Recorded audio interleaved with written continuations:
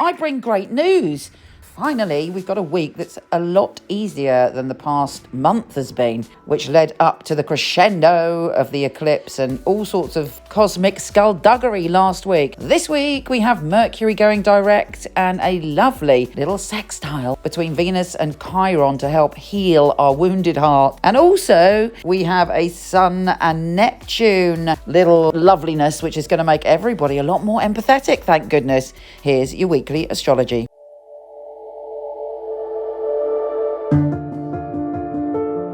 Hey, fabulous Taurus, this week we have Venus, your ruler, sextiling Chiron, the wounded healer. So there's some deep work, some deep soul work going on this week, but also some revelations and a really extensive healing of something that you've been carrying for a long time. In fact, you've been carrying it for so long, it might almost have come from another life. You might have been born feeling something that was kind of has held you back in some way, or has it impacted your relationships in some way, and Chiron is going to help you see and release that. And a lot of the message of this Venus sextile Chiron for you is about learning to feel secure in yourself, to know that you are enough and that you are valuable and that you are worthy. And it's creating really strong roots so that you allow yourself to believe in you and the wonder of you, the way that you do with all the other people that you love. It's important to have that grounding in yourself. And there's a revelation coming this week about that. Also, Mercury's going direct. Hurrah! And for you, you might have felt a bit misunderstood recently. Like people didn't get you, or you were talking and people got the wrong end of the stick, and that might have been very frustrating for you. And right now, there's a massive improvement in that area. You're like, yeah, you're getting your communication mojo back. Look out for really interesting, positive news coming to you this week. If there's something that you want to send out or something you want to discuss, this is the week to do it. Of course, Venus is still in shadow until the 26th, but it doesn't matter because you're getting there. Your mind is clearing, the communication is clearing with other people, and also the Sun is trine Neptune, so everybody's got a lot more empathy. It may be that you're putting something out on the web, you're doing something that's going to be quite public, but you've got the confidence to do it. Looks like you may be launching something or trying something different out on social media, or it may be that you're volunteering or joining in politics or doing something that you feel very strongly about, because at the moment you have a lot of empathy and a lot to say about what's going on in the world. Maybe in the past you held things back, but right now you are feeling connected and deeply part of the one consciousness. And when we do reach out and we mix with other people on our same wavelength, and we feel part of something, it helps us in all ways. It improves life in all ways, and it also helps our confidence. That's very positive for you. Let's see what the tarot has to say. The first card I've got is the Chariot. And in this Rider-Waite deck, it's somebody with their hands outstretched. One hand is holding a wand, and then you've got the two Sphinx, but there are no reins.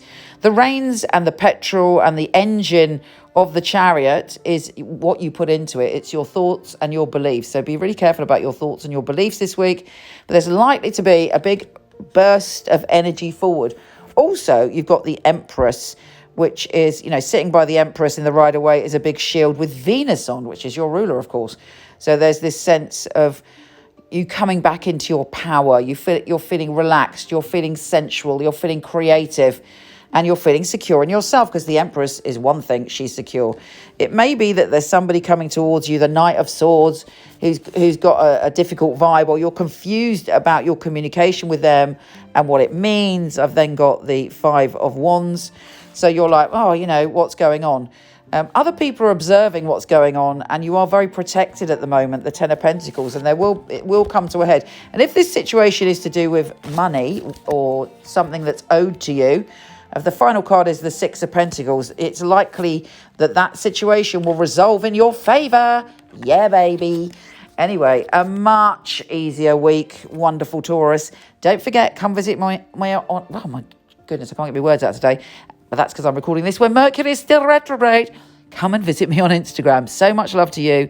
Take care, and I'll speak to you soon.